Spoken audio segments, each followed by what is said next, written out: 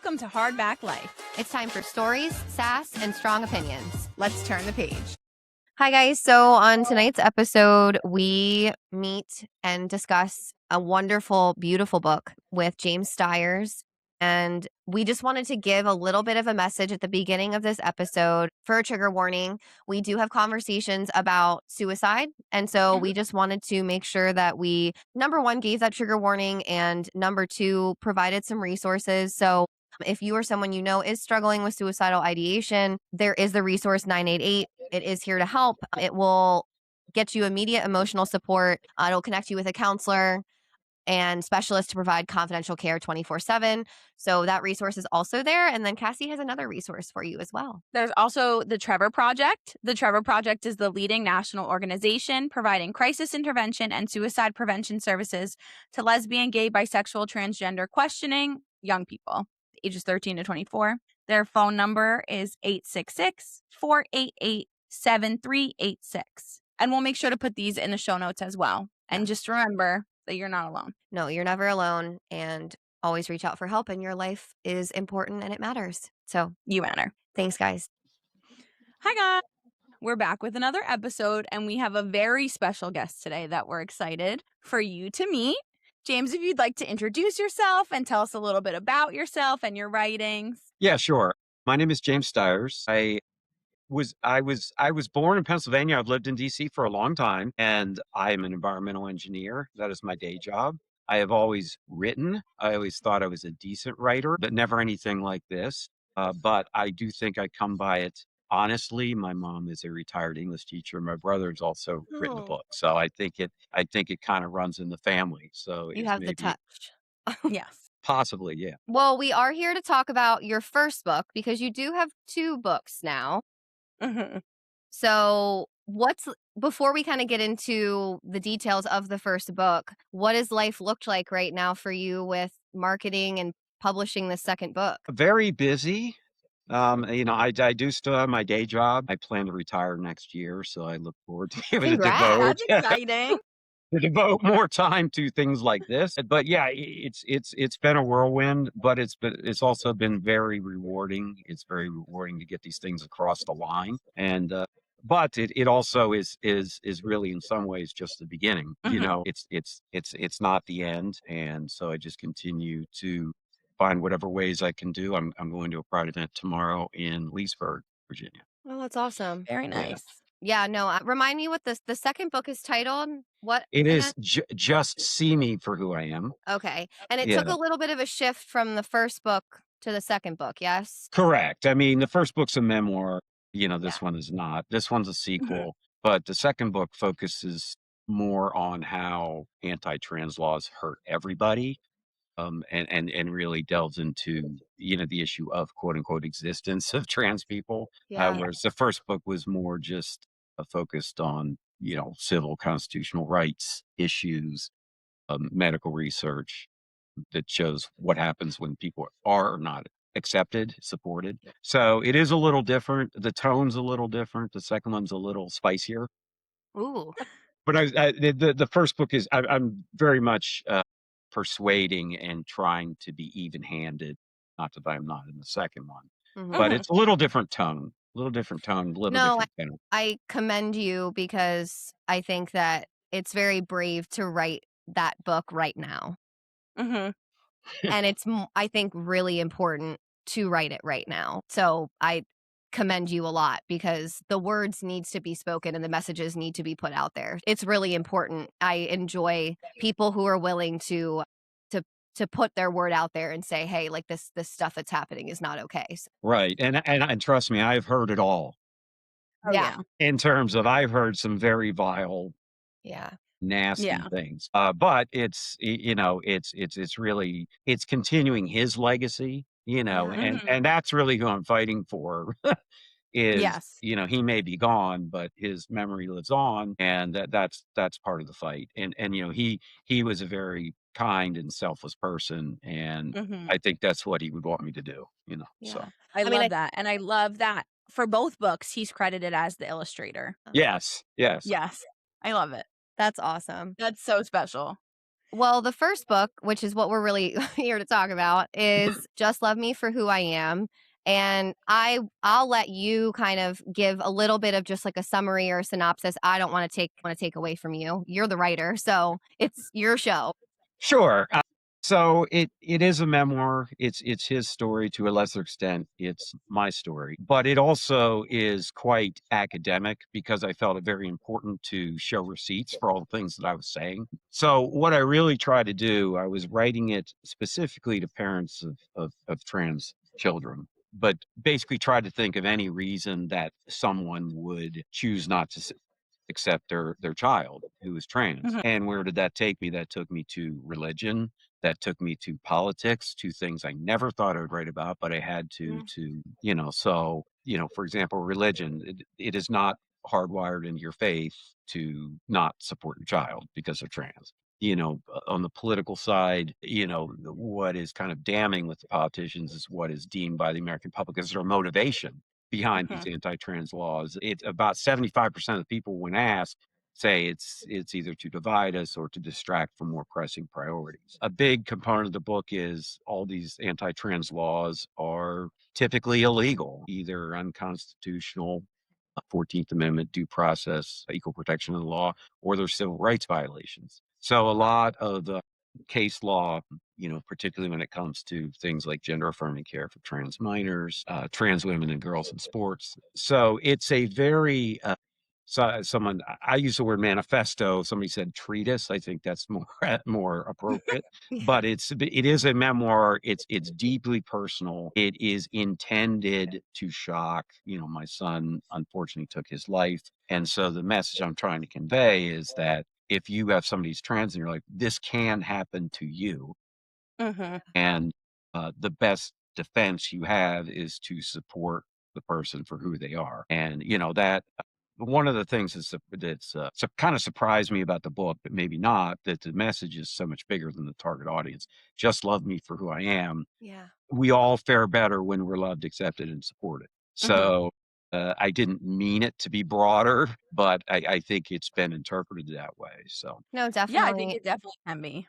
Yeah, I think that probably is what drew me when I kind of came to your table at the Bel Air Book Fair, and kind of picked up the book and read the back, just seeing the statement that you made of just the health and well-being of trans youth, like really being just dependent on love and support. Because I think that it's very easy in this day and age to forget that that's really what we're here for, and that's what's most important, especially from one from a parent to a child. Like that is what we're supposed to do, even if we don't understand it firsthand. That's our job, is to love and support them no matter what. How old was Asher when he took his life? he was 21. He was 21. Okay. And when did Asher come to you and express that he wanted to identify as transgender?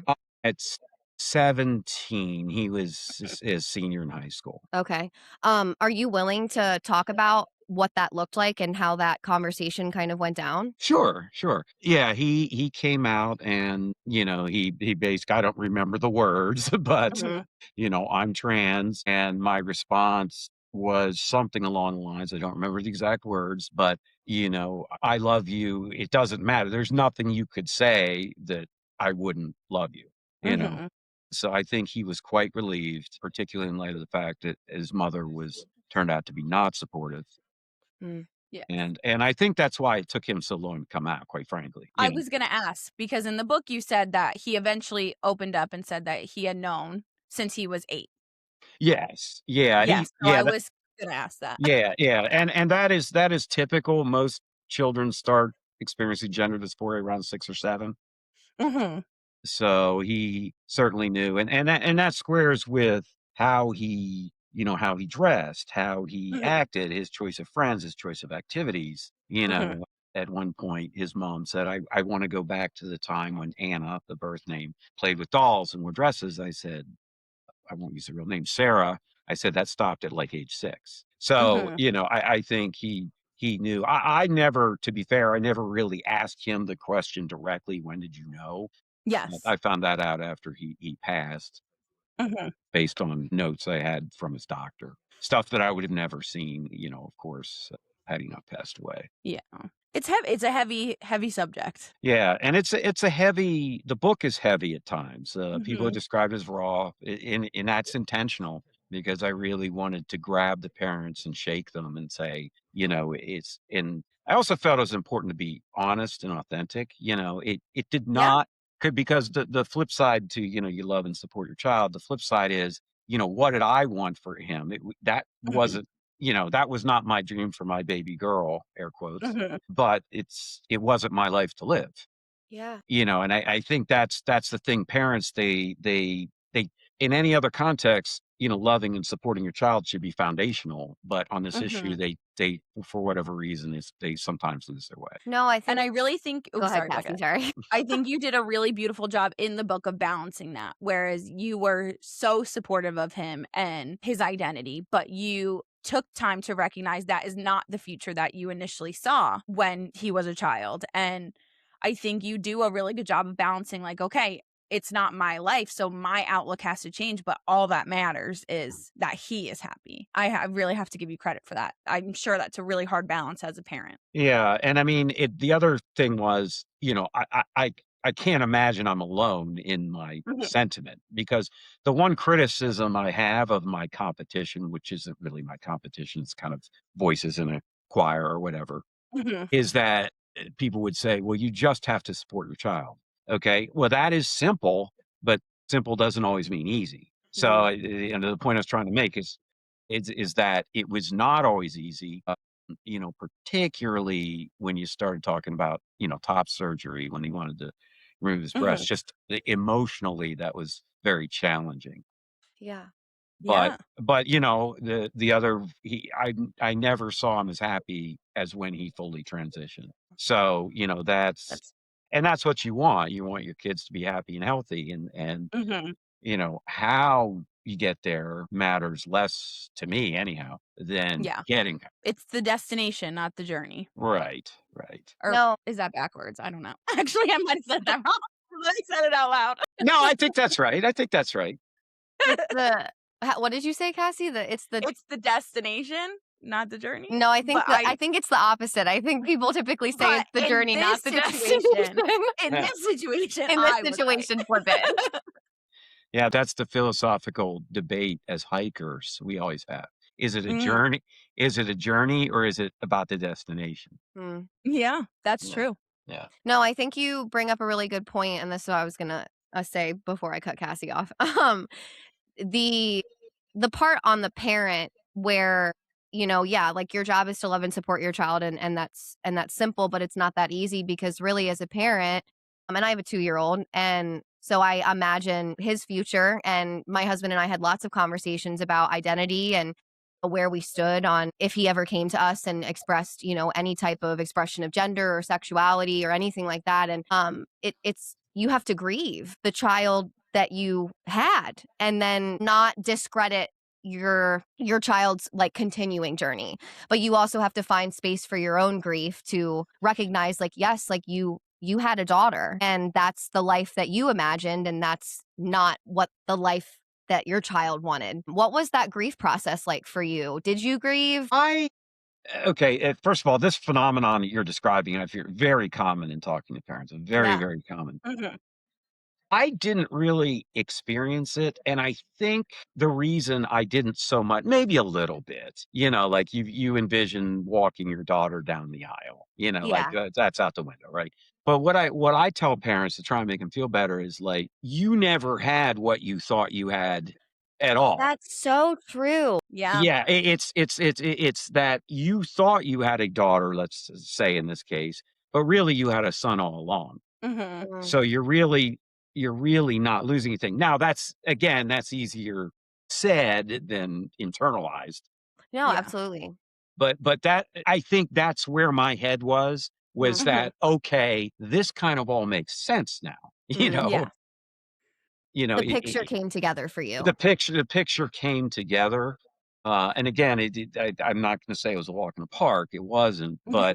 but I did not so much personally experience that like many others have. Well, you said in the book too, nothing about Asher actually changed. It was just the way people saw him now changed. That was really He was the powerful. exact same, but now everybody else got to see him for his true self. Right, and it's almost become a tagline in our one of the PFLAG groups I'm in. It's still the same person. You know, we've kind of Yeah. adopted that as because I do think it's true. It's just only you thought I liked, blue and now I like purple, but they like purple the whole time. Yeah. No, I think that's I mean, I'm not in the community, so this might be more of a question for you, but do you often encounter other parents who, when their child comes out transgender, that they do go through the grieving process? Like, is that more common than your perspective of kind of really understanding that this was who Asher was the entire time? Like, you never had a daughter to begin with? Like, which one do you find more common? So this is anecdotal, right? Yeah. To be fair, I think the grieving is more common than Okay. what I felt. I just in talking to people, it seems because you have people come into that kind of setting and they say, I'm just really having a hard time. I feel Mhm. like I'm losing my child. So I do think that is the more common reaction But I because I think it mean, also go ahead. oh, no, I was just gonna say, it's like our perspectives depend upon our point of view, Yeah. Mhm. and, if your point of view, you're so invested from the time the child is born, you have a son, you have a daughter, and now you have the opposite. It's, very at minimum disorienting. But Mhm. I think with a lot of people, it's more than that. It's they're literally it's almost like their child hasn't died, but in a certain respect, they lost something. Yeah. Yeah. Well, I And think maybe to Asher's sorry, Beckett. we're just talking I over was each other all. Let's go ahead, Cassie. I was gonna say maybe to Asher's credit, like he was living to be his true self as close as possible, that he had almost prepared you for it because it's weird to quote you back to you, but you said you were surprised but not shocked. So maybe he really did live as close to who he was on the surface as he could, and maybe other people don't get to live that way. They don't feel that safe with, family members where they're hiding a little bit more. So their families are more shocked than just surprised. Right, and a lot of times kids don't come out to their parents because the parents are that's the scariest setting of all. They're in Mhm. school, they might be more accepted, they might have other relatives that are more accepting. So sometimes parents are literally the last people to know, Yeah. and in this book and the next one talk about this notion of rapid onset gender dysphoria. The parents saying, "Oh my God, my kids was fine. Now all of a sudden they're trans." It's like, well, to the earlier point, they were always trans, but Yes. you are literally the last one to know, and a lot of times that is because the child suspects that they're going to be non-supportive, and in those cases, a lot of times that can lead to violence. That can lead to being kicked out of the house, so they're scared. I just think it speaks a lot to you Yeah. as a parent and Asher and your relationship together that he did feel safe enough to show, more of who he really was to you as his parent. Because, like you said, that is the scariest relationship to bring that up in. Yeah, and I think, I don't wanna spoil the book, but I think, had I not been supportive, it would not have been good. These Mhm. and that's just, even statistically, Yeah. when neither parent is supportive, that's bad, statistically. Because the Yeah. parents are the most influential, and even one parent support, it cuts the suicide risk by almost half, because they need, somebody in their corner, Yeah. and, I have to be honest, there were times when I wondered whether or not I was doing the right thing, Mm. you know, and I think over time, I absolutely did the right thing. And as I tell people, loving and accepting your child for who they are will never hurt them, and Mhm. you can't lose by supporting your child. Like if you do those things, you kind of almost you're still gonna screw it up because parenting's hard. Oh my God. Yeah. And it's your Yeah. first time living too. Like you're Yeah, just figuring it all out together. yeah, yeah. But if someone said if you keep the child's focus right here, that's and you don't get over here like this, that's what we ought to be doing as parents. But again, this is a very difficult issue, and there's a lot of opportunities to go off the reservation, as a parent. Yeah. A conversation you cited with your ex-wife really hit hard. It was when she had said, I think I had just actually talked about it earlier when she had said she missed Anna, Yeah.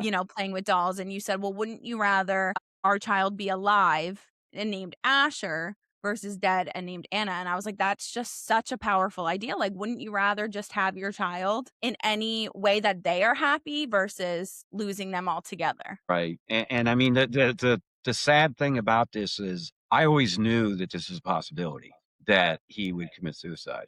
And that's a Yeah. terrible place for a No, that, like, just hurt. That was so hard. That was parent. Yeah. so sad. Yeah. I mean, because it was just because as you start to learn more about it, Mhm. and he gave me, what I think it's in the book too. He gave me a statistic that basically, if neither parent is supportive, the suicide, I think, attempt rate is 50%. So, knowing that and knowing the, and numbers matter, I think. So our family is Yes. Mhm. very small. We were basically supportive. His mother's family is very large, and they were not supportive. Yeah. So when you start laying that on top of each other, he definitely was a high risk of mental health issues all the way through. And that just want to say the book is very stark, and it at times maybe over the top with these studies.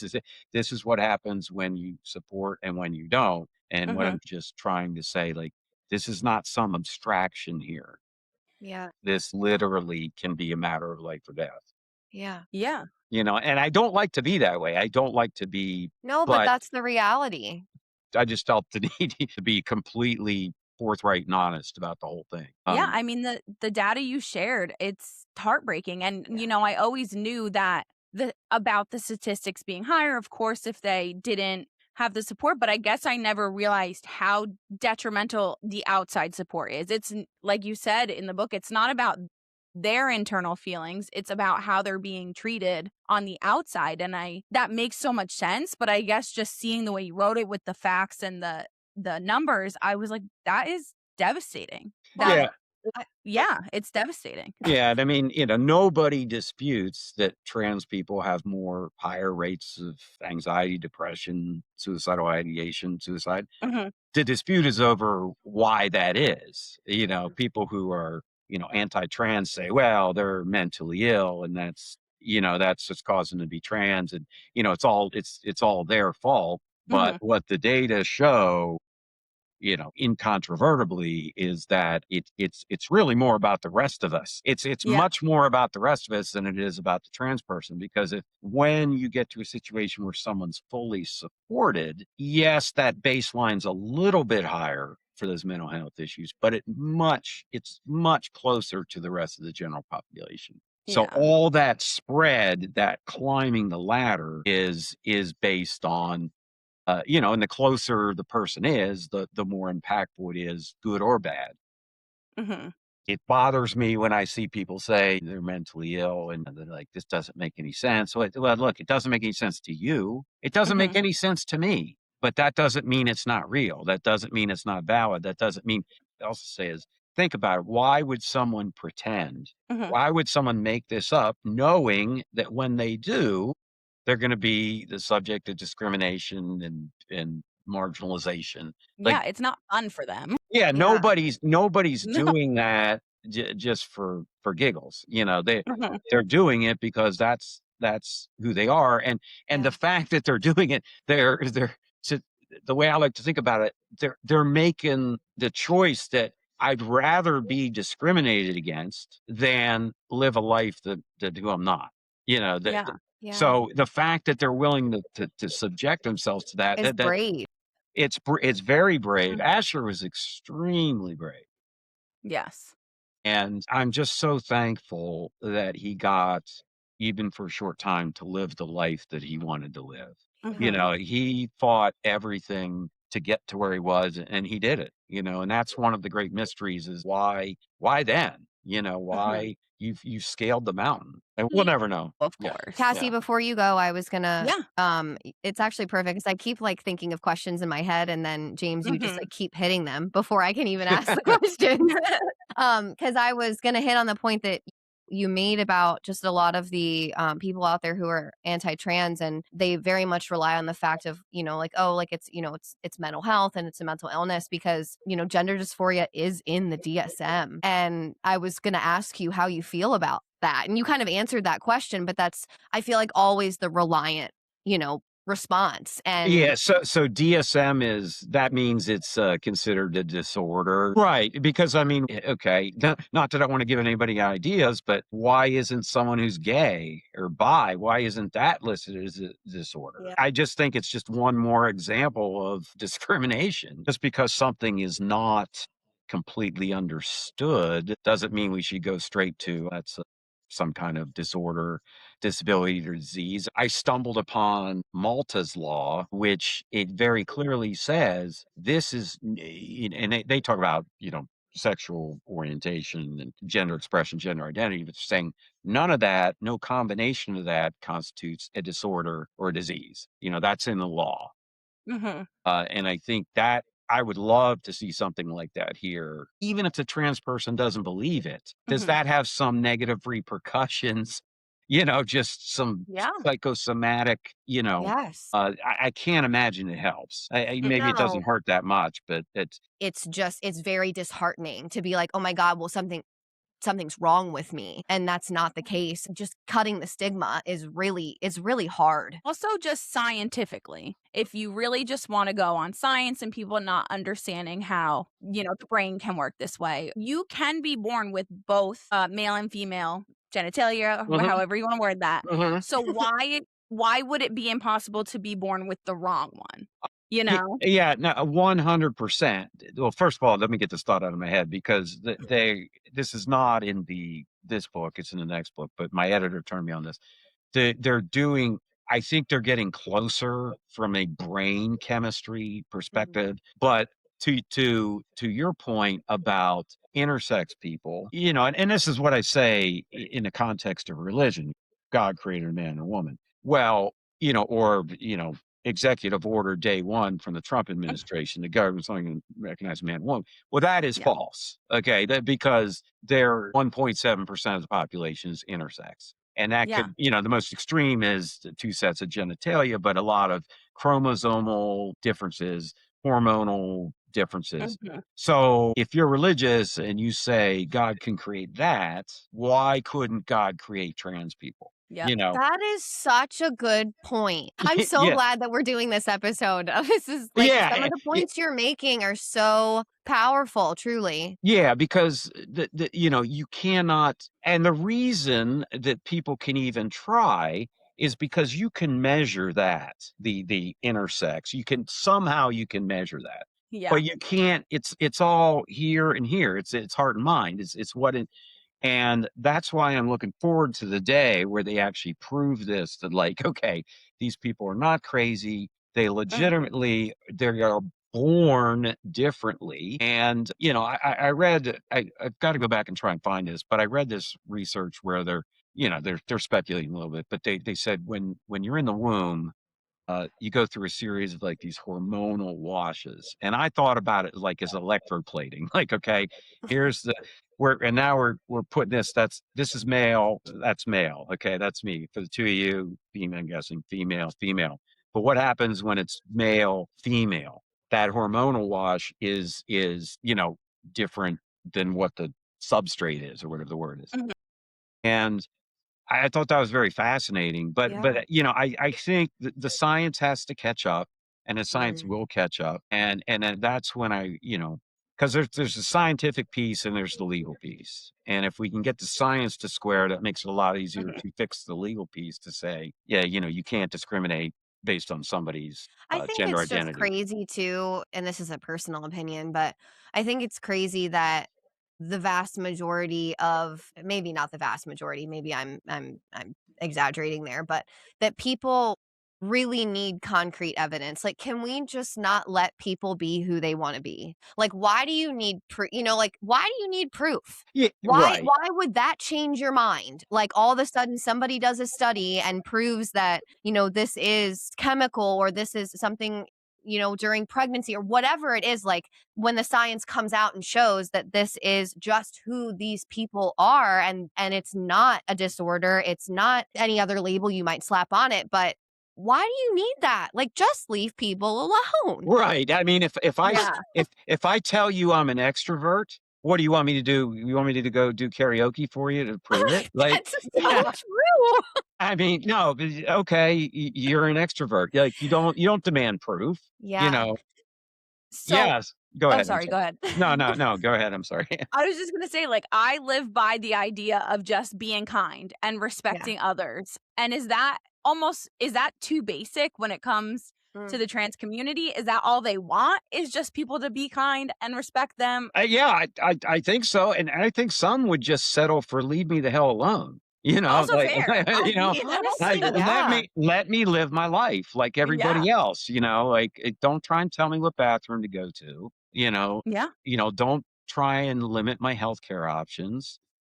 Don't say I don't exist, there's pretty basic things here, should be. I'm not even Mhm. trans, and I want to be left alone. Right. I'm Oh, we same. all do. Honestly, same. We all Let me do. live my life. Let me love who I want to love. Let me make the decisions I want to make, and let me have the opinions that I want to have, and stop telling other people what they should and shouldn't believe. Like, just leave people alone. Mhm. Yeah. Yeah, because it really I get I'll tell you a story. I got a guy kicked out of a karaoke bar about a month ago Okay. because I was talking to him and he's like, I don't think you're gonna like what I have to say. And I said, Look, dude, I've heard it all. Well, I started talking to him, but he was dead wrong about everything. It's fine. You know, They usually are, well, to right, be fair. I was kinda like, "You need to read my book." But Yeah.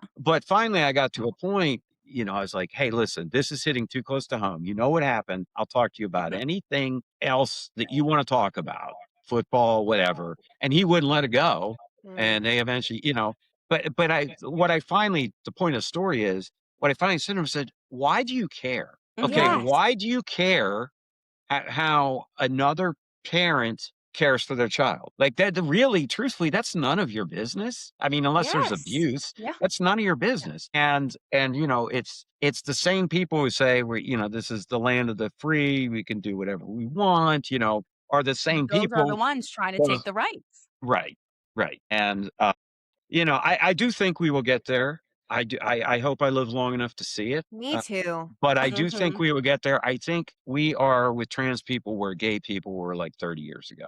Think Mm, about that. And now most people at least don't care. They Yeah. may mhm. not be, but they don't care. And I think we will get there and make this point in the second book. I submit that pretty much everybody knows someone who's trans. Now, you Yeah. may not know that that person's trans, but just mathematically, say in the second book, there's about the same number of trans people as there are redheads. So, do you know a redhead? Most people do. Yeah. That means you What a probably. good fact. What a That's a good great comparison. fact. Yeah, Yeah. yeah, it's a little higher in the US because we have a lot of Scottish and Irish people Mhm. here. But worldwide, 1 to 3%. So the point is, if you just sit down and talk to someone who is trans, you're like, wow, this person's really not that scary. And if that's what makes them happy, because I've even Yeah. said to people, like, okay, let's go there. Let's say that a trans person is crazy. Okay. I don't subscribe to that. Mhm. But again, why do you care? And what does that have to do with you? If they're crazily living their life as a trans person and they're Leave them happy, alone. they're okay, they're happy, like What? be happy for them that they're happy. What I agree. And what gets me with lawmakers specifically is they're so like you said, maybe they use this as a diversion. Maybe they use it to divide us, but we get so worried about transgender people. You're more concerned that students are being exposed to somebody who may be transgender than shootings. Like, you send thoughts and prayers for shootings, but when somebody is transgender in a school, that requires laws being made and, armies being sent out. Like, that is crazy to me. But Yeah. like you said, they're diverting attention. Yeah, and I think the underlying premise to a lot of this is is exposed to a trans person, that's going to make my kid trans. Well, it Um, doesn't work that way. That's what people are not But understanding. also, if you think about it, they've been reading books about straight people their entire lives and they're still gay. You know what I Exactly, mean? that's Like, that's a good Right. point. Yeah. That that's a doesn't good change point. it. It is not moving the needle one way or the No. other.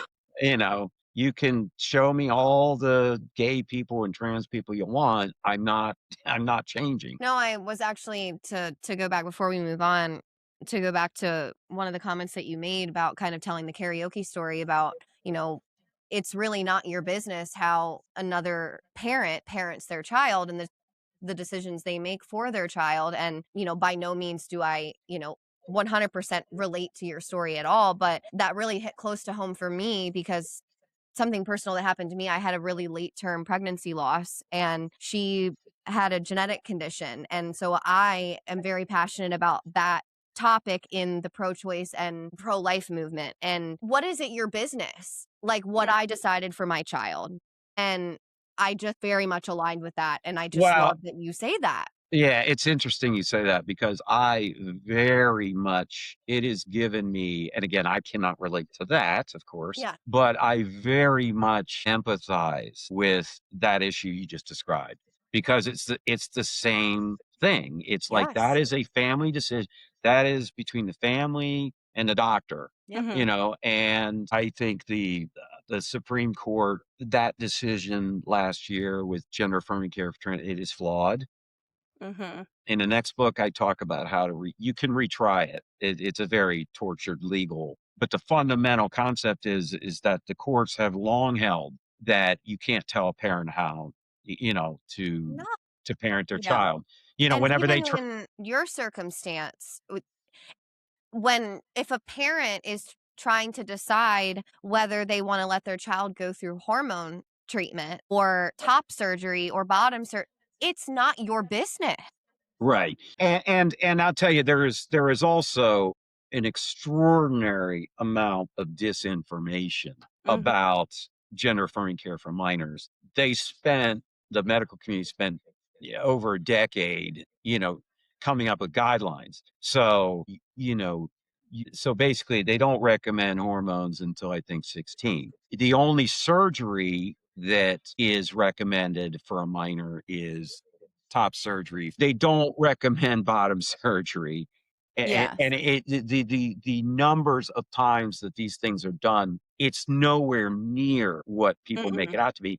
And the thing of it is, again, and that is up to the parents, it's particularly when the research has shown overwhelmingly that this results in better mental health outcomes. Yes. So Mhm. you're going to tell a parent they can't do something when it demonstrably increases their odds Yes. of getting a better outcome with their child. Like that's what's crazy. Like I could Mhm. understand it if the research was the other way, but when the medical community said, "Look, this is medically necessary," and whenever people go through this, they're squaring how they're living with what's in their heart and mind, and so it's like, and a lot of it is shown to be safe and effective. The puberty blockers have been used for decades in Europe. It's safe, it's reversible, it's effective. The surgeries are well established, they've been done. The only thing that's a little bit of an unknown is the hormones. Mhm. Mhm. What does that mean when Asher, son female at birth, takes testosterone for years and years? Nobody knows because they haven't studied it. Not But yet. I would have loved to have had him have some health problem when he was 50 years old. Like Yeah. that compared to what happened, like that's a great outcome. And Asher had thought that through. He knew that this was a blank slate as far as taking, but like I said, he's never been happier. My dad said, "I've Yeah. never seen your kid so happy." When did Asher begin to medically transition? Right at 18. Yeah. Okay. Right. Yeah. So I mean, because me and his mom had joint legal custody. Mhm. So he was expressing desire for hormones. So he started testosterone when he was 18, and then he had the top surgery at 20. Okay. Okay. Yeah. So he got, because I had to ask his partner, how long was it that he got to kind of be fully the person? It was a little more than a year, maybe Yeah. 15 months. in the book mention his partner and his friends a lot. How important were they while you were writing this book? I did not meet them until Mhm. after he passed, but I Okay. did talk to Alex quite a bit, his partner.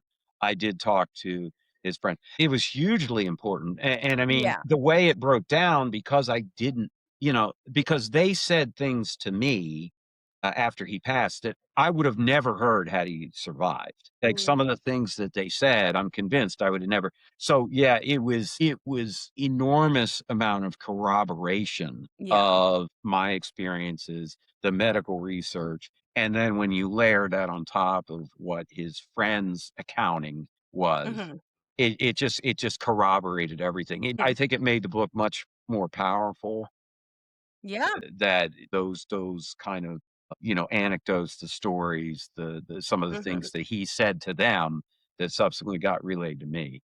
If you think back to some of those things, because you mentioned like you were convinced that some of the things that his friends and his partner shared with you, you may never have known if Asher had not chosen to take his life. What was one of the most, without like giving too much detail if it gets really personal, but what was one of the most impactful things that was said to you after his passing? I think what Alex said to me was that Asher's breasts, when he was in private, it didn't bother him that much. But Mhm. when he was in public, I knew this part, it bothered him. And that was very important because his gender expression was extremely strong, almost stronger Mhm. than his identity. Like, Mm. it was very important for people to look at him and just think he was some little dude. I did not know that. It helped the pieces come together. Yeah. Yeah. No, that's so beautiful that you had the opportunity to kind of learn some of that information and to even consider, if Asher hadn't taken his life, that you may Mhm. never have known that information is, yeah, that that hits a string for sure. That's really powerful. Yeah, and I mean, I won't say, how, but, his life and death arced with the statistics. Yes, he unfortunately passed, but he would not have made it, and I don't wanna spoil the book, you all read it. He would not have made it as far as he did, without, support. I don't wanna put it all on me, the Yeah. the support of others, okay? Yeah. Yeah. And again, the point of the book is the parents are most influential, Mhm. but, I ran into one of his old therapists about a year and a half ago, and one of the first things she said to me was, "He would not have made it as far, Mm. without you." And, so that, again, it's just more Mhm. corroboration, that I would tell any parent, that it's like, it's not, yes, this may not feel good. Yes, this may be rough. Yes, but don't focus on how you feel, because Mm. that's how you get sidetracked. Focus on what they're telling you Yeah. about what their experience is, and what they're feeling, because that, when I listened to him, and I believed him because I had no reason not to. Mhm. The evidence was overwhelming that supported what he was saying. You kinda gotta get over yourself, that's a rough Yeah. way to say it, but it's not for me, but it doesn't have to be for me, you Yeah. know? What you just said got me a little bit. Just that. Yeah, His I know. therapist I love that. I mean, Asher got to know from you what true unconditional love was, and transgender or not, I'm not sure a lot of people in this world get that anymore, Mhm. and that is just such a beautiful thing that you showed him and you shared with him. Yeah, because that was and that was the difference. The way me and his mother felt about it was the same, basically, Mhm. but the divergence was in the response. Mhm. Yeah. And what clearly, in my view, was what Asher's mother was doing was, at best, conditional love. That's the Mhm. best spin on it. But it's like, I will love you if you will detransition. Even to the point where my surviving son said, "Well, I transition back to a woman, then we'll accept her." First of all, that's not something he wants to do, Mm-mm. and it's not something maybe he's even capable of doing. Mhm. So to say, "We'll accept you as long as you do what we want," that's not unconditional. That's about Yeah. as conditional as it gets. Yeah. Um, And did Asher try to maintain a relationship y with that side of the family? he did, Mhm. and after a while, I think it just wore him down Yeah. because Yeah. he would.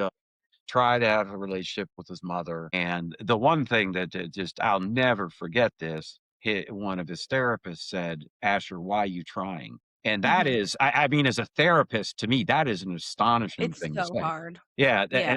and the way I read that is mom was doing more harm than good. Now, I'm Mhm. sure she did not mean that. I'm sure she felt that she was doing what was right. Knowing what I know now, it didn't help. I would never say, well, if they were all supportive, he would still be here. But the 'Cause odds you would, don't know. Yeah. yeah, we will The never odds know. would have raised though. The It odds would've. the odds would have, but, he was always he was just put in a bad spot. Some people just Mhm. start land in a bad spot, and, I talk about in the book about the metaphor stacking the deck. The deck Yeah. the deck was kinda stacked against him, and I'm just thankful that, I was able to get past my own whatever that is, Mhm. hang-ups or whatever it is. And, that allowed me a lot of peace whenever, as much Yeah. peace as I'm gonna get, Of course.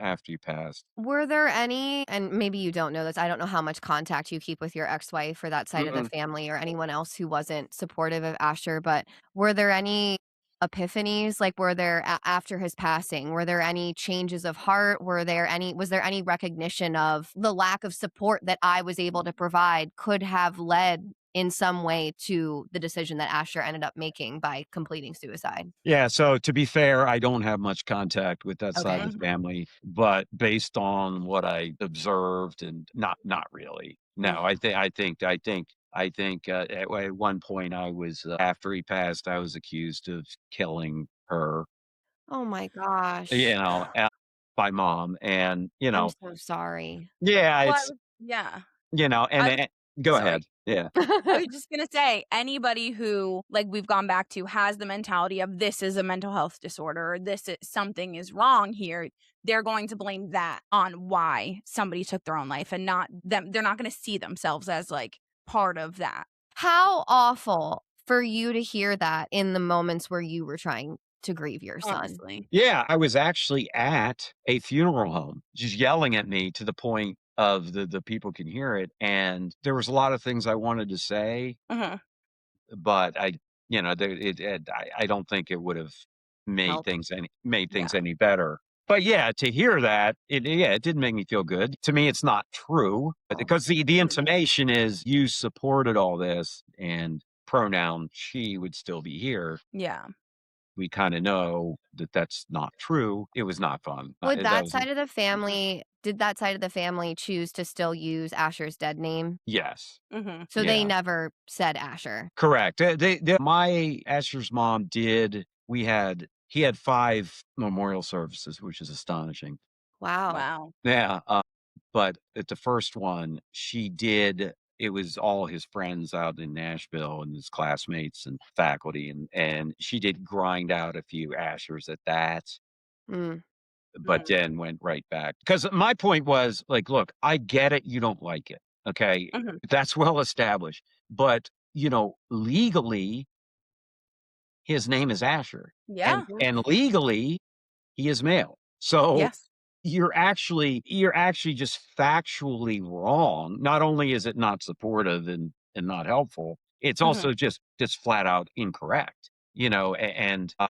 because he very quickly moved to change his name, once he turned Mhm. 18, and, Something you mentioned in your book was the name and how cisgender people take it for granted, how we might go by a nickname, or when I got married, I changed my last name, and everybody just respects that, and nobody makes a big deal about it. But when you're transgender, you Everybody might, freaks out. it's like the world is ending when you change your name. right, and Yeah. again, it's just one more how much, and somebody asked me, "You say they're being discriminated against, what are you talking about?" And I'm like, "How much time do you have?" Yeah.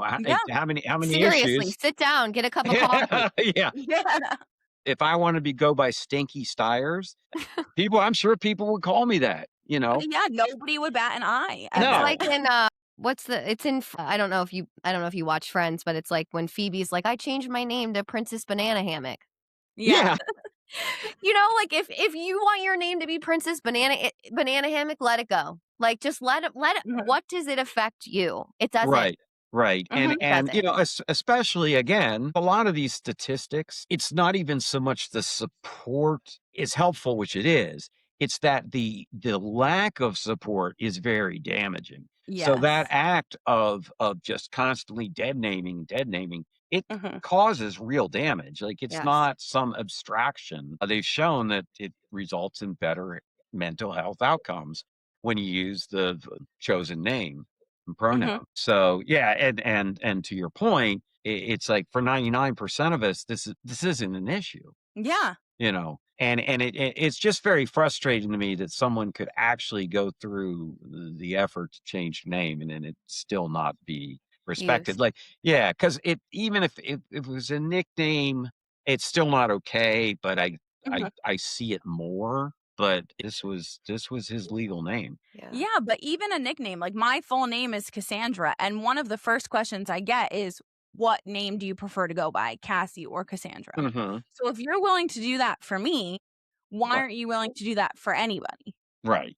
Right. You know? And I'm hopeful of the day when because part of the problem is like nobody should really know you're trans. Like No. Yeah, there's no right for somebody to know that somebody's trans. So correct. it's like if someone I mean but I guess if you know someone and they change their name that's one Mhm. thing. But yeah it's frustrating. It's frustrating. That's the best word I can use to describe it. You mentioned earlier your day job has you working a lot in DC. In the book, you specifically said on Capitol Hill with Mm, Mhm. Congress. Mhm. Is that frustrating to be around people who fight against what you so strongly believe and fight for? And do you get to talk to them about it? Or is it something you try to for work purposes for, because you don't want to get work Yeah, mixed up? we manage the buildings and grounds for Congress. Mhm. So our positions are designed to be apolitical. And in fact, we are instructed to, hey, mind your what the conversations you're having in the hall because you never know who's going to be Yes. listening. But to answer your question, is it frustrating? Yes. Mhm. Do I get to talk to them about it? Not really. I don't really have a lot of interaction with the members, more with their staff, Mhm. their direct staff. But yeah, it's a little bit demoralizing knowing that of my clients, maybe hundreds of them, Yeah. who are very much anti-trans. Yeah, it is demoralizing to a certain extent, but I'm a little bit insulated from it at the same time. So Yeah. I try not to think about it too much. yeah. That's fair. Yeah. And I mean, that's the thing about Asher. He never engaged. All the crap he got, he always just kind of took the high road. He was just a exceedingly kind and generous, very compassionate, extremely selfless person. And Mhm. this is what we're losing. We're losing people Yeah. like this every day. And we're not losing them because they're mentally ill because they're trans. We're losing them because the problem is I hate to say it, it's us, not Yeah. maybe the 3 of us specifically, but as society, Yeah. Yeah. it's a societal problem. There's nothing inherently wrong with these people. Mm-mm. No, Cassie actually pulled a quote from the book, and it goes to what you're just saying, where in the book you say the main takeaway from these studies is that the adverse effects trans people experience, lower self esteem, higher rates of substance abuse, homelessness, suicidality, really don't have much to do with trans people. These adverse effects mostly have to do with those of us who aren't trans. And if you read that and you don't get that and you don't get the message, what is happening? Yeah. Like that is so powerful to hear that because it's true. Yeah, Mhm. I firmly believe that, Yeah. and there's been a lot of study. This is not just a couple one-offs here. This is Yeah. this is Yeah. decades and decades and tens of thousands of, I don't know what you call Which them, that could go back subjects, to the point that patients. we were talking about like back, a little bit ago of like, why do we need the research? Well, there there is research that exists and it's right in front of our faces and people choose to ignore the research that exists, Mhm. Right. which is ridiculous. Yeah. And the opposite, extrapolate when there is no data, Mhm. when there are no data, the trans women in sports is the crown jewel. This is Yeah, none of this is based on any evidence. And well, I'll tell you this. So in the Olympics coming up, the IOC banned trans women from the Mhm. Olympics. The only study that's ever been done on comparing trans women and cis women in athletic performance was commissioned by the IOC, and it showed that the trans women actually had a disadvantage to cis women. So I what are remember. we Yeah. so what are we doing? And the problem with these anti-trans laws is there's always collateral damage too. Mhm. That's what the second book is a lot about. But in the upcoming Olympics, they're doing a genetic test. I forget what it's called, but yes, it'll flag a trans woman, but much more common, it flags cisgender women. I think they're more like intersex.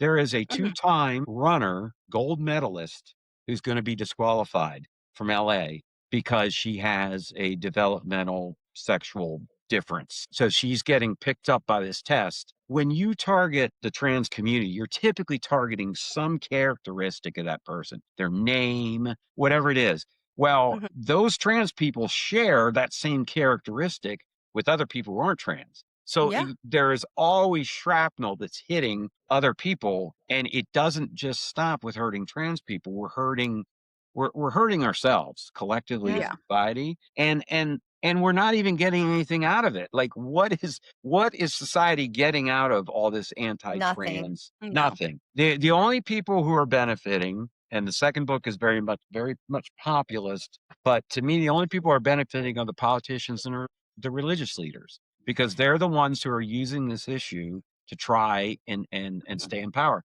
The rest of us get absolutely nothing out of this compact, such as it is. And I just think that's the real tragedy. We're dumping all over these people, and it not only hurts them, Mhm. it's hurting the rest of us. So, Yeah. like, what are we doing? I don't I don't think understand. anybody really knows.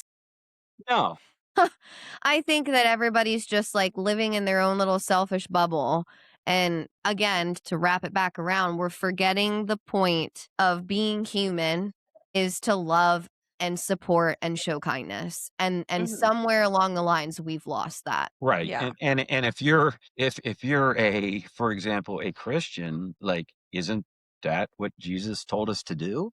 Isn't that, you know, Jesus did not discriminate against trans people because he didn't discriminate against anybody. No. Yeah. Well, and And I Like, literally, how many times in the Bible does it say, "Love thy neighbor"? right, It right. it didn't say, "Love thy cis neighbor." It Yeah, just yeah. says, "Love thy neighbor." Yeah, it's so yeah. true, Cassie. I say I am not a scholar, but I can sum up the New Testament in 2 sentences: love God and love thy neighbors, love thyself. That's it. And Mhm. there's a lot of other stuff in there, but that you're And doing the opposite. I also My think cue Oh, sorry, oh, Becca. sorry, Cassie. Make this point. A point I was Yeah. gonna make earlier and then I lost it and forgot about it because we moved on. But why why would God or any higher power, if you so choose to believe in that, why would they create someone to experience a life of discrimination? Mm. Like, why? And that's kind of where I get stuck is, I truly believe, like, to my heart of hearts, that if you are transgender, you are born transgender. If you are gay, you are born gay. Like, Mhm. however you identify, whether it has to do with your gender, with your sexuality, whatever, you are born that way. And so whatever higher creator there is, why is that how you're made to then experience this Mhm. awful life of just of discrimination? Like, why would anyone do that? So it just doesn't, yeah, the argument doesn't hold for me. Not to go down a religious rant, Yeah. but my struggle with organized religion is we pick and choose from the Bible or Yes. whatever text your religion based around. We very much pick and choose what we want to follow and what is maybe not that big of a deal. I mean, I'm spiritual, not religious, so I haven't really read the Bible, but Same. I'm pretty sure in there, like, it talks about not eating fish and, Yeah, what you can wear, what women can wear and what men can wear. Like, but we don't that he didn't really mean that stuff. He right. only meant about women and men. That's it. Yeah, and I mean, yes, there's a cherry picking Mhm. Yes. selectively, and I mean, we're talking about the first book is all of this stuff is open for interpretation. So do you I do was you just want gonna say that. do you want to look at it through the lens of unconditional love and inclusion, Mhm. or do you want to look at it through the lens of we're just going to use it as hate as a cudgel? Do we really believe if we're Christian that the second one is what God had in mind? Yeah. Is that what Jesus talked about? No, no. It's and that's what I'm saying.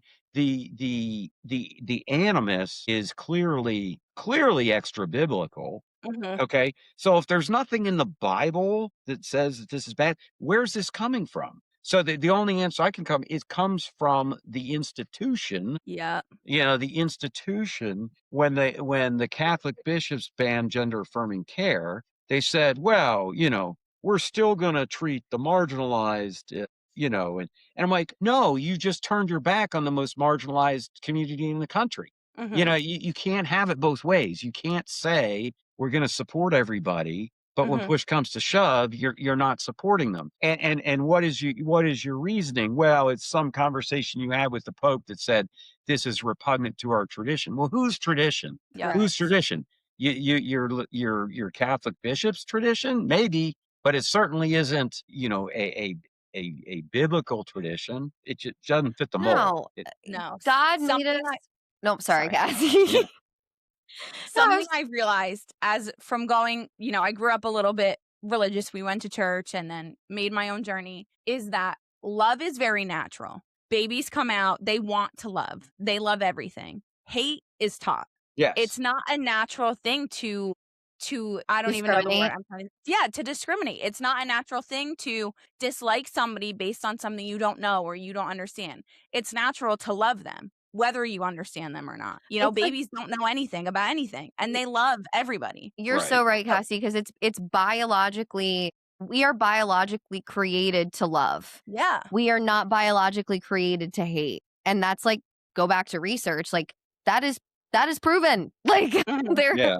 And I would argue that it, it is so much harder to sustain a hateful position I agree. than it is a loving yes. position. Mhm. Because a loving position feels good, Mhm. a hateful position does not. I'm a firm proponent that at the end of the day, love is always going to win for that reason. Yep. Now it may take forever and a day, but on this issue, like I said, it's going to come around, but it's going to And be a that's what while. I'm holding on to. I have to believe that I have to believe that it's going to come around, and I hope and I have to believe that there are enough people like the three of us and out there that have love in their heart. I like Mhm. to believe that as a collective whole, we will get through whatever crap is going on right now, and we will come back to the larger message of Mhm. we're just supposed to love each other. Like we're gonna get there. I don't know if I'm gonna see it in my lifetime. I hope so. I hope so. Yeah, I think you all will. I don't know about me. I do have another quote from the book that I really liked, but before I say it, This is a great spot to like to end. there's I love this. 2 important things that I have to say is, 1, you are a big Star Wars fan. Yes. Star Wars comes out in this quote, so I think it's important to state that. My husband is a huge Star Wars fan, therefore I've grown into a big one, so I really loved this. But I think also just to take a moment to talk about Asher as the person he was, and from your book, he was just so caring, and he would do anything for anybody, and he was so smart and creative. So I wanna say that because I wanted to add something at the end of the quote, and it was, "One principle a Jedi lives by: the only life a Jedi may take is their own in defense of another. If I believe he lived as a Jedi, one question remains: by taking his own life, who was he trying to defend?" And I think obviously I did not have the pleasure of knowing Asher, but from his stories, he was here and he did this because he knew you were going to keep going. He knew you were going to protect and speak up for people that didn't have the voice that you have and you can share because you have Asher's story and you have his background and what you've learned from him. And I think he did that so you can keep sharing. And he, to the end, was somebody who thought of other people. And I think your writing shows that, that quote shows that. And I just think it's a loss that we didn't get to meet him, that more people didn't get to meet him because he just seems like such a genuinely kind and amazing person. Yeah. Thank you. Yeah. Yeah, I never really thought about it that way. Mhm. I I I hope you're right. Yeah. I think my theory is that, he kept knocking down walls. He Mhm. did his transition and then he met Alex and it was like they were talking about getting married. Like, wow, and look at it, people say, wow, that's great, that's great. But when you do all that, when you scale the mountain and you still feel like crap, Yeah. like what It's more exhausting. what more is there to, you know, like, I think he might have got to the point, he's like, "It doesn't matter what I do. I still Mhm. Mhm. feel that, I've got all these issues." And, now, I mean, that is obviously just a father's guess. Mhm. But, because I mean, because otherwise it just doesn't make a lot of sense. Like, why then, Mhm. why when you've basically done everything you wanted to, save for maybe, finishing his computer coding work. But I mean, Mhm. it's yeah, I hope. Thank you for saying that. Thank you Yeah. for saying that because I because one of the questions that you had was, when was the moment that you knew you were going to write the book? Mm. Mhm. And that was, his friend said, "Maybe you should write a book about him." That was about 6 months after he Mhm. died, and I immediately said to myself, "Yeah, I think that yeah, I'm gonna do that." And one of the reasons is 'cause I was like, his story, I don't want his story to end this way. Yeah. Like, Mhm. it can't end here. And No. so I'm very glad that get to carry his story through. When I go to these, I've made these, some of his artwork into pins It and was beautiful in the book, all of his art yeah, that we so shared. let me see if I can but that's the bird that's in the book. Oh. And Yeah. in a new book, I've got it's just such a gorgeous Oh, picture. please tell me you're bringing these pins to the Bel Air Book Fair. Oh, yeah, yeah, yeah, yeah, yeah, yeah. So I'm getting these made. So this it's hard to see, but that is his cat, Miranda. So Miranda has now been is gonna be, memorialized as well. Yeah, I so I'm love making that. a pin. That's Miranda headshot, that file was called. Yeah, Alex, his partner sent me a bunch of his artwork. That's And so I kind. That is and I kind. was just so thankful because I was like, "Alex," I asked him for the book, but I was like, "Forget the book. This is just a way to, to remember him, by." Yeah. Because his artwork is a legacy of who he was, and Yeah. he was extremely talented, and, yeah, it's living proof that it's not genetic because I can't draw with it. Well, the last question I think that I'd love to end on is what is something that you feel is misunderstood about your story and Asher's story that you really what's the message that you really want to put out there or something you want to debunk? So I have seen people who ostensibly have read the book. I'm not entirely convinced that say kind of what, his mother said, which Mhm. is that you supported all this and that's the path to madness and that, that's Mm-mm. why he's gone. And, not only is that not, true based on statistics, it is not true in this individual case. And I Yeah. would say to any parent, again, if you love, accept, and support your child, that's the way to go. And there is no way to dissociate of a medical transition from their identity. There's no way to say, I support your identity, but I'm totally against your medical transition because Mhm. the medical transition is part of Yeah. It's affirming their identity, yeah, him literally. getting to, and, so it's again, you may not like it. You may not think it's for you. You may not think it's for your kid, but this is my kid. And Mhm. anybody else, I would say that for anybody else, it's your kid. I'm very happy the way I handled it. And, I would just encourage other people to do the same, regardless of how they feel about it personally. Yeah. Because it's Mhm. it's not, it's tough. It's tough. And, I think some people they read the book and then they still feel that way. I don't know how. It's far from universal. I got one review on Amazon like that, but I don't think the guy read the book. I gotta be honest Yeah. with you. I think he read the foreword and he think he knew what it was about, so Well, I go just ahead. wanna Yeah. thank I know Becca did earlier, thank you for sharing your story and Asher's story, and I just also wanna thank you. It's so powerful, and I'm so sorry you had to lose Asher, but you are keeping his legacy and you're keeping him alive. You're keeping him and what he wanted people to see alive. Yeah, and I mean, I just could not be more proud of him. He was, like I say, one of a kind. We all are.